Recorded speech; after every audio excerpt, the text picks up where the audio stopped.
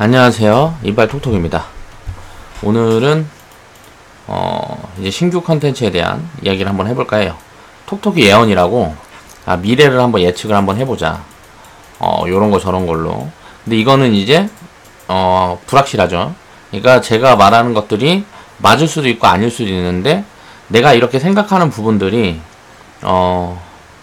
어떤 포인트를 가지고 그런 생각을 그렇게 잡아가는지 그런 것들을 좀 그냥 재미로 봐주셨으면 좋겠어요. 쉽게 말해서 소설을 쓰는 겁니다. 이게 이렇게 되면 이렇게 되지 않을까? 저렇게 되면 저렇게 되지 않을까? 이런 부분에 대해서 이야기를 해보는 그런 컨텐츠를 일주일에 하나씩은 한번 올려보자 라고 생각을 하고 준비를 했습니다. 자, 코스피 지수 2025년에서 2030년도에 1만 포인트 간다. 이거는 미래일이기 때문에 알 수는 없습니다. 알 수는 없는데 왜 그렇게까지 생각해 볼 수 있는지 그 부분에 대해서 제가 생각하는 방향성을 한번 이야기를 해볼게요. 내가 그렇게 생각하는 이유는 무엇일까? 시작하겠습니다. 역사는 반복된다. IMF 이후에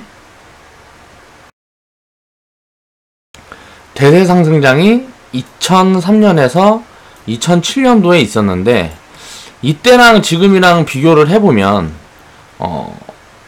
좀 어느 정도 그림들이 나오는 것 같아요. 그러니까 산업의 변화라든가 이런 것들을. 그래서 그냥 단순하게 역사 흐름을 보면 IMF 이후에 닷컴 버블이 나왔다가 닷컴 버블이 꺼졌죠. 이때가 닷컴 버블이었어요. 닷컴 버블이 진행이 됐다가 닷컴 버블이 꺼진 다음에 지수가 이렇게 장기적인 상승을 했단 말이에요. 그리고 또 여기에서 이야기가 나왔던 게 뭐냐면 노무현 대통령 탄핵 이야기가 나왔어요. 근데 노무현 대통령이 좌파 정권이란 말이죠. IMF 때도 자 김대중 대통령 역시 좌파 정권이에요. 특이하게 지금도 문대중 대통령 좌파 정권. 그리고 어떻게 돼요? 자, 여기에서 바이오 2017년도에 바이오 버블이 있었습니다. 바이오 버블이 꺼졌죠. 그리고 바이오 버블이 꺼진 다음에 지금 이제 잡고 있는데 닷컴 버블이 꺼진 다음에 어떻게 되나 보니까 요때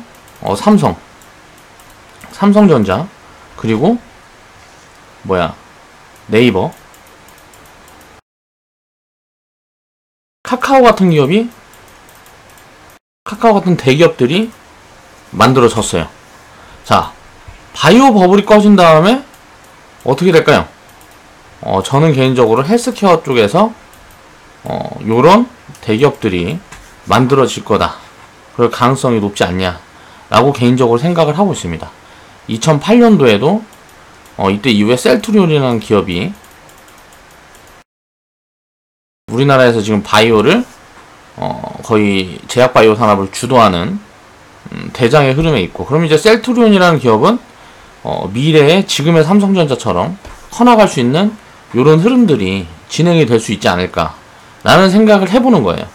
요거에 대한 근거는 뭐냐면 제약산업이 지금 5조 정도 우리나라에 이익을 가져다 줍니다. 근데 이게 매년 15%씩 성장을 하고 있는데 이 성장 정도가 가팔라질 가능성이 있다. 그동안에는 신약이라든가 여러가지 파이프라인이 우리나라가 지금처럼 갖춰져 있는 구간이 아니었기 때문에 돈이 되지 않는 기술이 현재는 돈으로 바뀌지 않은 기술이 굉장히 한국에 풍부해졌다. 그러면 이 제약산업이 5조의 지금 이익을 내고 있는데 이게 50조, 100조 요렇게 늘어날 수도 있다는 거죠. 그렇게 되면 이거를 지수로 환산해 보면 2000포인트 정도. 물론 이렇게 제약산업이 성장하는 구간에 이게 10년이 걸릴지 20년이 걸릴지 모르죠. 그렇지만 이렇게 성장할 수밖에 없다는 근거는 어디가 있어요? 우리가 생각해보면 고령화,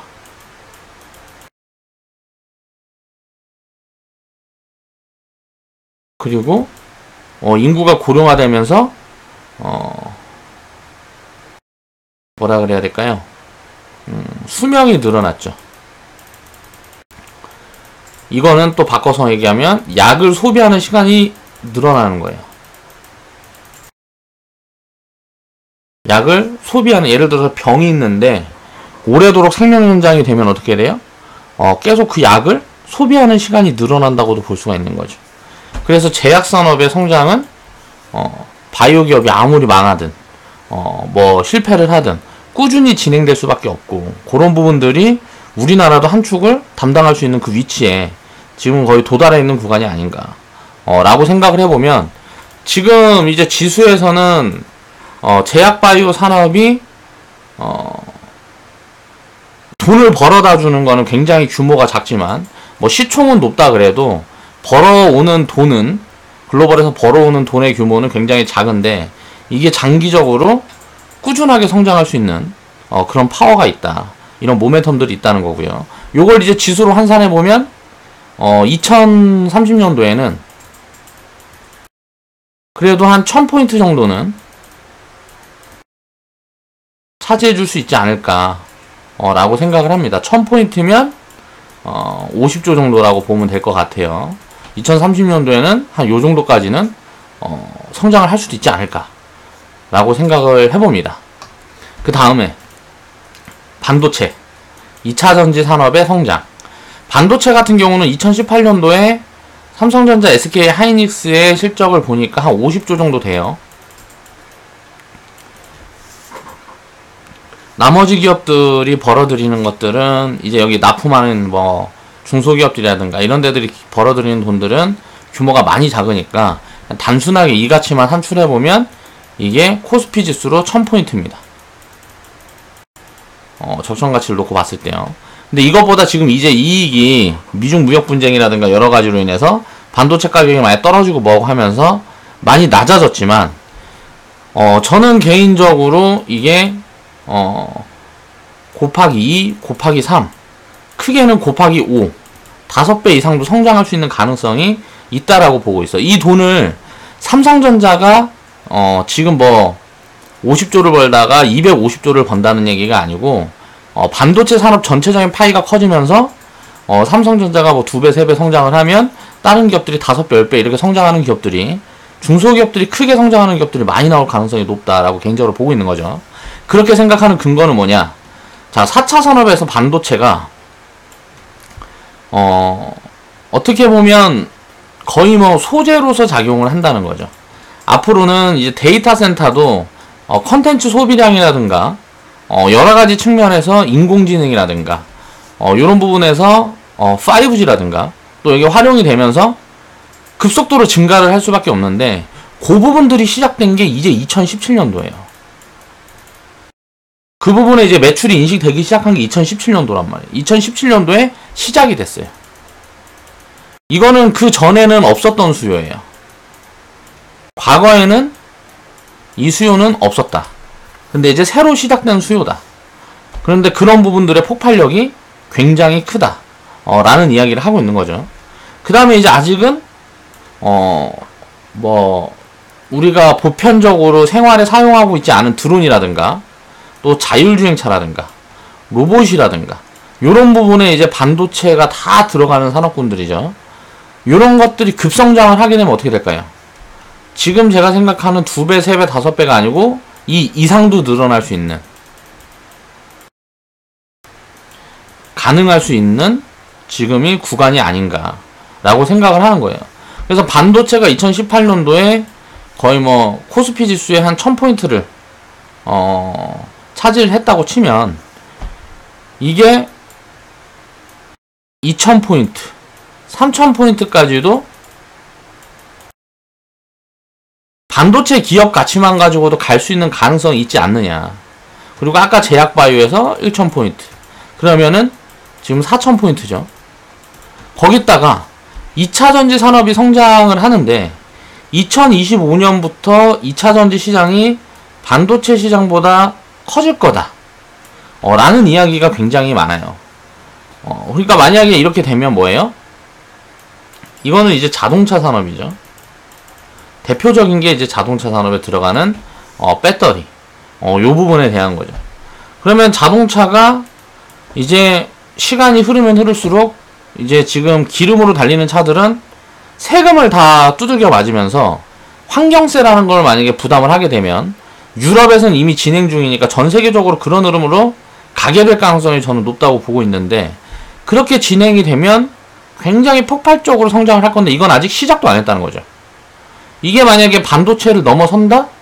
그러면 어떻게 될까요? 여기에서도 한 2000포인트, 쉽게 말해서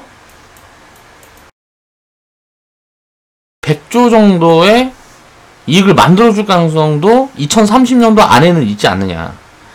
이게 2차전지 쪽을 보면 2030년도에는 유럽하고 뭐 유럽에서 이제 계획하고 있는 자동차량을 보면 거의 뭐 제가 알고 있기로는 지금 움직이는 자동차 50% 이상을 전기차나 수소차, 친환경차로 점유율을 여기까지 끌어올리는 게 목표다 라는 식으로 계획을 가지고 있는 걸로 알고 있어요. 그래서 이게 아직 시작도 안 했기 때문에 2021년도부터 이것도 이제 본격적으로 시작이 되죠. 2021년부터 이제 시작이 된단 말이에요.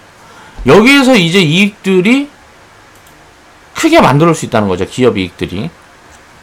이건 이제 에너지 시장의 변화를 뜻하고 석유에서 전기로 에너지 인프라가 넘어오는 그런 시점이 되지 않냐라고 생각을 하고 있는 거고요. 자동차 수요의 이제 원유 소비량을 보면 전체 원유 소비량의 60%를 자동차가 차지합니다. 그러면 간단하게 생각을 해보면 뭐예요?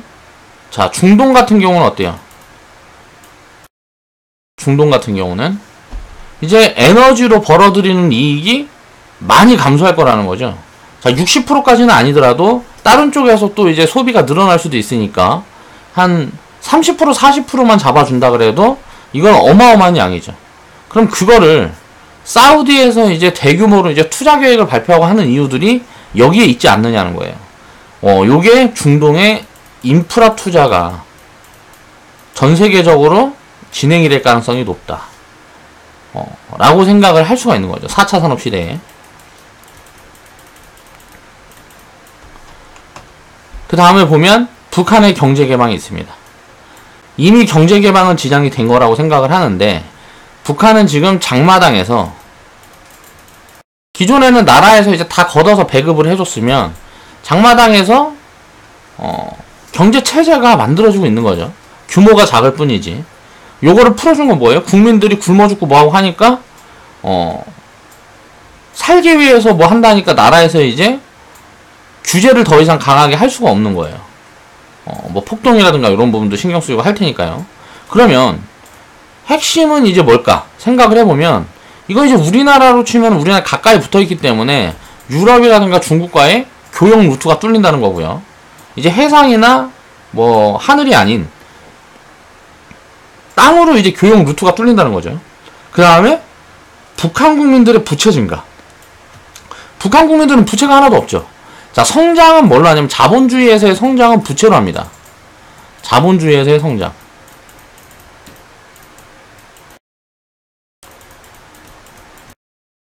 그러면 이제 북한 주민들이 이제 부채가 증가하고 뭐하고 하면서 삶의 질이 올라가면 어떻게 될까요? 그러면 돈이 굉장히 많이 들어가겠죠. 여기에 가까운 나라가 붙어있는 나라가 어디예요? 중국과 한국이라는 거죠. 통일 뭐 이런 문제가 아니고 북한이 만약에 글로벌 교역 요 사이에 만약에 들어와서 지금 제재가 풀리고 들어오게 된다 그러면 이 파급 효과는 엄청나게 크게 진행이 될 수가 있다는 거예요. 그러면 거기에 가장 수혜를 보는 게 뭘까요? 금융, 건설, 철강 섹터가 되겠죠. 그럴 가능성이 굉장히 높겠죠. 인프라니까. 투자 자산은 금융회사에서 될 거고 건설, 철강 회사들이 인프라 구축을 시작할 수가 있겠죠. 금융의 핵심은 북한의 부채 성장이다. 중국의 경제 개방 흐름을 공부해 보면 답이 보인다는 거죠. 자, 모델을 어디에다 잡고 있을까요? 김정은 정권은. 자, 중국의 경제 개방. 요것과 비슷한 모델을 목표로 하고 추진할 가능성이 굉장히 높다는 거예요.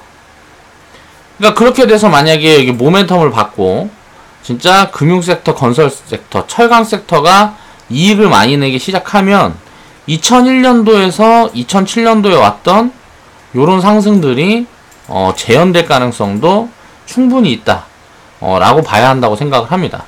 도로도 깔고요, 집도 깔고, 집도 짓고, 철도도 깔고. 자, 인프라 투자가 본격화되면 어떻게 될까요? 돈이 들어가겠죠.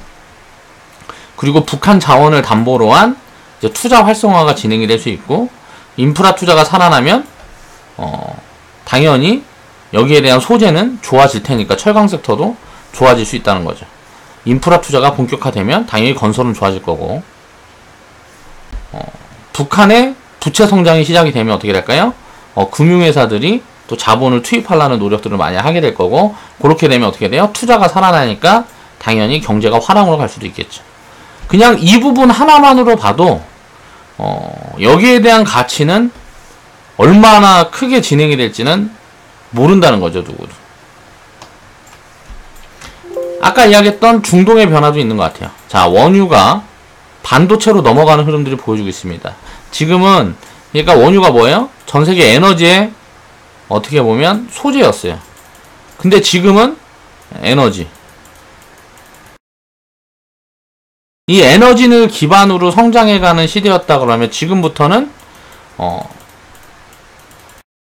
기술. 그러니까 뭐 드론이라든가 지금까지 없었던 뭐 로봇. 그러니까 있었지만 이렇게 우리 일상생활에서 그렇게 접하기가 쉽지 않았던 뭐 드론, 로봇, 그리고 자율주행, 인공지능 이런 부분들에 들어가는 소재가 핵심 소재가 반도체이기 때문에 한국은 이 반도체 산업에서 한 축을 담당하고 있기 때문에 4차 산업 시대에는 굉장히 큰 성장을 만들어낼 가능성이 높다라고 개인적으로 보고 있는 거고요. 자, 자원에서 기술로 진화가 되는 그런 구간이 지금 아닌가라고 생각을 하는 겁니다.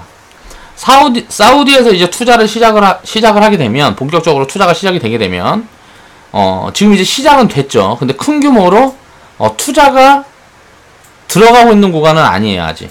근데 그런 부분들이 본격적으로 시작이 되게 되면, 이게 중동 전체로 확산이 될 수 있는 가능성이 굉장히 높다라고 개인적으로 생각을 하고 있고요. 4차 산업의 인프라의 핵심 산업군들을 수출하는 길들이 열릴 수 있겠죠.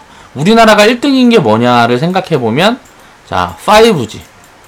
4차 산업 인프라의 핵심이죠. 이게 이제 진행이 될 게 서비스로 진행이 될 거란 말이에요. 이 서비스를 가장 먼저 도입하고 시작할 수 있는 게 여러 가지 서비스들이 있겠죠. 지금 보면, 지금의 서비스 중에서 가장 핫한 거는 컨텐츠 쪽이에요. 유튜브라든가. 그리고, 뭐, 구글의, 뭐, OS. 이거는 이제 핸드폰에 들어가는. 그리고, 마이크로소프트의 OS. 이것도 이제, 뭐, 컴퓨터에 들어가는. 뭐, 요런 것들이 대표적으로, 뭐, 넷플릭스라든가. 자, 우버. 이거는 이제 뭐, 차량 공유. 자, 요런 것들이 전부 다 서비스 기업들이란 말이에요. 서비스 기업들의 덩치를 보면 엄청나게 크게 증가를 한다는 거죠. 앞으로는 사물 인터넷이라든가, 인공지능을 활용한 서비스들이 굉장히 많이 나올 텐데, 이 인프라가 가장 먼저 보급이 되고 깔린 나라가 한국이에요. 그럼 이런 서비스 산업들이 가장 먼저 성장할 수 있는 가능성들이 있단 말이에요. 여기에서 이제 해낼지 어쩔지는 이제 미래를 가서 봐야 되겠지만, 이 서비스를 만들어서, 이 기술을 만들어서 우리나라에서 상용화 해봐야 이건 돈이 안 되겠죠. 다른 나라로 들어가야 되겠죠. 자, 서비스를 수출할 수 있는 부분들이 진행이 되면, 자, 서비스 기업 중에서 자, 미래의 삼성전자 같은 기업이 나올 수도 있는 거예요. 그럴 가능성을 봐야 되고요. 4차 산업 인프라가 깔리게 되면 자, 서비스 경쟁이 본격적으로 시작이 될 텐데 일단 게임 같은 경우가 대표적인 거라고 볼 수가 있을 것 같고요. 그리고 여러 가지 뭐 지금은 뭐 알 수 없는 서비스들이, 생각도 하지 못한 서비스들이 엄청나게 많이 나올 수가 있겠죠. 그 가장 기본적으로 이제 뭐 공유 경제, 이제 앱 같은 것도 요즘 보면 뭐 배달의 민족이라든가 이런 것들처럼 이런 서비스를 통해서 이익을 창출하는 기업들이, 이거는 어떤 자원이라든가 그런 게 필요하다기보다 앞으로는 아이디어로 성장을 크게 할 수 있는 기업들이 많이 나오지 않을까. 그래서 여기에서 진입장벽을 진입장벽이 굉장히 탄탄하게 다른 기업들이 진입을 할 수 없게끔 먼저 성장하는 기업들이 만약에 나오게 된다 그러면 그런 기업들은 자, 요렇게 될 가능성도 있다 라고 생각을 해볼 수 있을 것 같아요. 그러면 자, 1만 포인트 가려고 그러면 지금 코스피가 이제 2000포인트 근방에 있는데 뭐 여러가지 악재고 어쩌고 저쩌고 해서 2000포인트 근방에 있는데, 코스피가 이거는 우리나라 기업들이 평균 100조를 번다는 이야기입니다. 지금 이제 그러니까 기업들의 이익에 곱하기 20 정도 하면 이게 코스피 지수 포인트가 나온다고 보면 돼요. 이게 적정 가치라고 보면 되는데, 그러면 우리나라 기업들이 지금보다 4배 정도를 더 벌면, 5배 정도를 더 벌면 500조를 만들어야 되겠죠. 자, 아까 이야기했던 것처럼 반도체가 한 200조에서 300조 해주고요. 반도체로 인한 뭐 파생되는 뭐 그런 모든 것들을 이야기를 하는 겁니다. 그리고 뭐 헬스케어에서 이게 한 50조에서 100조 해주고, 그리고 금융, 건설, 철강, 이거는 이제 북한과 사우디, 사우디가 아니고 중동을 보면 되겠죠. 중동에서 무언가를 해줘서 이게 한 100조 정도 해주고, 그 다음에 이제 마지막이 이제 2차 전지. 전 세계에서 한국이 가장 큰 회사니까요. 여기에서 또 한 50조, 100조 해주면, 자, 1만 포인트가 충분히 가능할 수 있다는 거죠. 그러니까 2025년에서 2030년도에 요게 가능할지도 모른다 라고 저는 개인적으로 생각을 하고 있는 겁니다. 물론 이게 될지 어쩔지는 몰라요. 미래의 일이니까. 제가 얘기한 이런 부분들에서 내가 생각하는 것보다 성장이 더 나오는 구간들이 있는 기업들도 있을 수 있고요. 그런 산업군들도 있을 수 있겠죠. 그렇게 되면 예상보다 빨리 진행이 될 수도 있을 것이고, 그게 만약에 내가 예상한 것보다 훨씬 더디게, 또 아니면 뭐 반도체라든가 이게 뭐 중국에다 지금 디스플레이처럼 다 뺏겨버린다든가 요렇게 될 수 있는 가능성도 충분히 있겠죠. 그래서 그런 부분들을 생각을 해봤을 때 요 500조가 과연 불가능한 거냐, 우리나라 기업들이 벌어들인 이익이. 저는 그러니까 개인적으로 그렇게 생각하지 않는다는 거예요. 이런 부분들이 충분히 가능할 수도 있겠다. 이 4차 산업이라는 모멘텀을 안으면. 이게 이제 본격적으로 개화되는 시기가 제가 생각했을 때는 2025년부터인 것 같아요. 이때부터는 정말 성장이 가파르게 진행이 될 가능성도 있고, 또 이거의 한 절반 정도 이익은 뭐 500조까지 벌어간 게 아니고 200조, 300조 벌고 있는데 거품이 껴서 일반 포인트가 갈 수도 있겠죠.